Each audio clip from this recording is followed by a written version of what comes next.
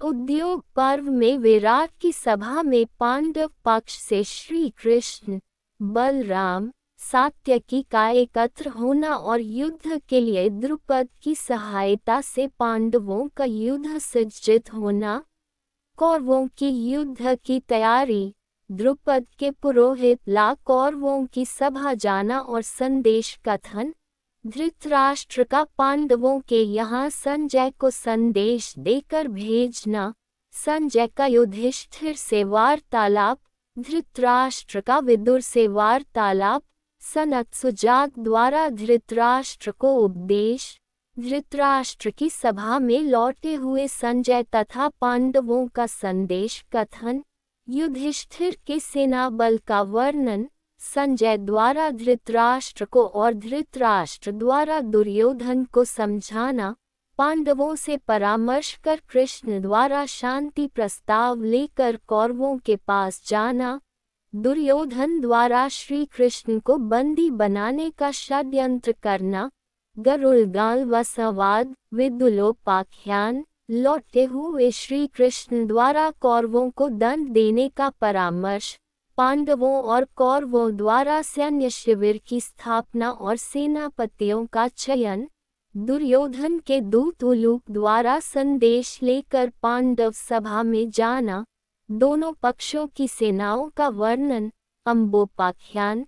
भीष्म परशुराम का युद्ध आदि विषयों का वर्णन है। पांडवों का अज्ञातवास समाप्त हो गया।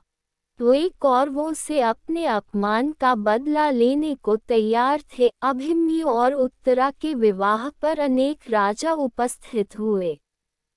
श्री कृष्ण के कहने पर विराट के राज दरबार में आमंत्रित सभी राजाओं की सभा बुलाई गई। श्री कृष्ण ने सभी को कौरवों के अन्याय की कथा सुनाई तथा पूछा कि पांडव अपने राज प्राप्ति के लिए प्रयत्न करें या कौरवों के अत्याचार सहते रहें। महाराज द्रुपद ने पांडवों का समर्थन किया जबकि बलराम ने उनका विरोध किया। सबकी सहमति से दुर्योधन के पास दूत भेजने का निश्चय किया गया। युद्ध की तैयारी। पांडव युद्ध की तैयारियां करने लगे। वे पांचाल और विराट सेना के साथ कुरुक्षेत्र के पास शिविर लगाकर ठहरे। कौरवों को इसका पता चल गया तथा वे भी विभिन्न राजाओं को अपने पक्ष में करने के लिए निमंत्रण भेजने लगे। यादवों को अपने अपने पक्ष में करने के लिए दुर्योधन और अर्जुन स्वयं गए। जब वे दोनों श्री कृष्ण के शयन कक्ष में पहुंचे तो वे सोए हुए थे। अर्जुन उनके पैरों की ओर तथा दुर्योधन सिर की ओर बैठ गए। आँख खुले पर कृष्ण ने पहले अर्जुन को देखा तथा बाद में दुर्योधन को। उन्होंने दुर्योधन को अपनी नारायणी सेना दी तथा स्वयं अर्जुन के साथ रहने का वायदा किया तथा युद्ध में शस्त्र न उठाने की प्रतिज्ञा भी की।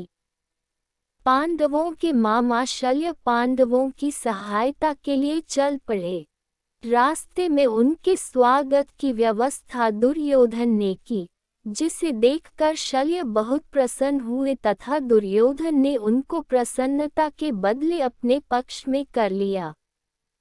कुरुक्षेत्र में उन्होंने पांडवों को बताया कि वे कौरवों के साथ रहने को वचनबद्ध हो गए हैं।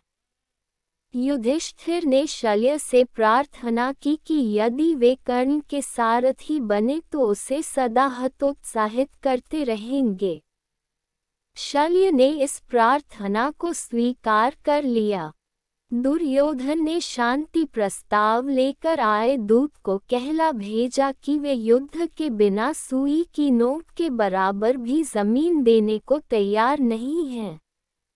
युधिष्ठिर की सलाह पर श्री कृष्ण पुनः दुर्योधन के पास शांति प्रस्ताव लेकर गए कि पांडव केवल 5 गांवों से ही संतुष्ट हो जाएंगे। शांति दूत श्री कृष्ण हस्तिनापुर में श्री कृष्ण के स्वागत की तैयारियां होने लगी। दुर्योधन ने कृष्ण को बांधकर कैद करने की योजना बनाई। श्री कृष्ण ने सभा में संधि की बात की। धृतराष्ट्र संधि के पक्ष में थे, पर दुर्योधन नहीं माना। वह श्री कृष्ण को बांधने के लिए आदेश देने लगा, पर भीष्म अत्यंत क्रुद्ध हो उठे। दुर्योधन ने कहा कि कृष्ण दूत का काम नहीं कर रहे हैं, अपितु पांडवों का पक्ष ले रहे हैं। राज्य के वास्तविक अधिकारी मेरे पिता धृतराष्ट्र थे, पर अंधे होने के कारण पांडु को राज्य सौंपा। पर धृतराष्ट्र का पुत्र मैं तो अंधा नहीं हूँ, अतः मैं ही राज्य का उत्तराधिकारी हूँ। पांडव लड़ाई की तैयारी कर रहे हैं, हम तो केवल अपनी रक्षा में लगे हैं। कर्ण, दुशासन और शकुनी आदि ने दुर्योधन की बात का समर्थन किया। कृष्ण ने कहा कि वह पांडवों को केवल 5 गांव ही दे दे, तो भी युद्ध टल सकता है। पर दुर्योधन इसके लिए भी राजी नहीं हुआ। श्री कृष्ण दुर्योधन को धिक्कारते हुए सभा भवन से बाहर निकल गए। कुंती कर्ण संवाद श्री कृष्ण के कहने से मां कुंती कर्ण से मिलने गई तथा उसके जन्म की सारी कहानी सुनाई। कुंती ने कर्ण से अपने भाइयों से युद्ध न करने की प्रार्थना की, पर कर्ण राजी न हुए। उन्होंने कुंती से कहा कि मैं केवल अर्जुन से ही पूरी शक्ति से युद्ध करूंगा। हम दोनों में से किसी के मरने पर भी तुम्हारे 5 पुत्र ही बने रहेंगे। दोनों ओर से युद्ध की तैयारियां शुरू होने लगी। युद्ध का निश्चय रात्रि के समय दुर्योधन ने अपने मित्रों से बातचीत करके भीष्म को कौरव सेना का सेनापति बनाया। इस पर कर्ण ने प्रतिज्ञा की कि भीष्म के युद्ध क्षेत्र में रहते मैं शस्त्र ग्रहण नहीं करूंगा।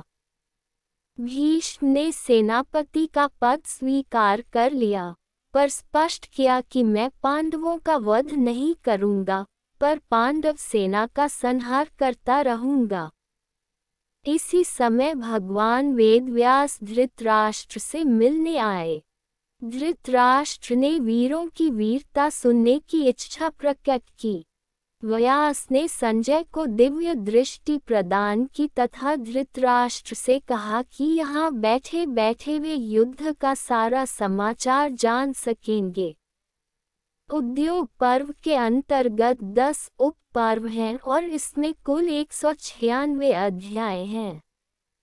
इन 10 उप पर्वों के नाम हैं सेनोद्योग पर्व, संजयान पर्व, प्रजागर पर्व, सनत्सुजात पर्व, यान संधि पर्व, भगवदयान पर्व, सैन्य निर्याण पर्व, उलूकादूतागमन पर्व, रथातीर्थ संख्या पर्व, अम्बोपाख्यान पर्व।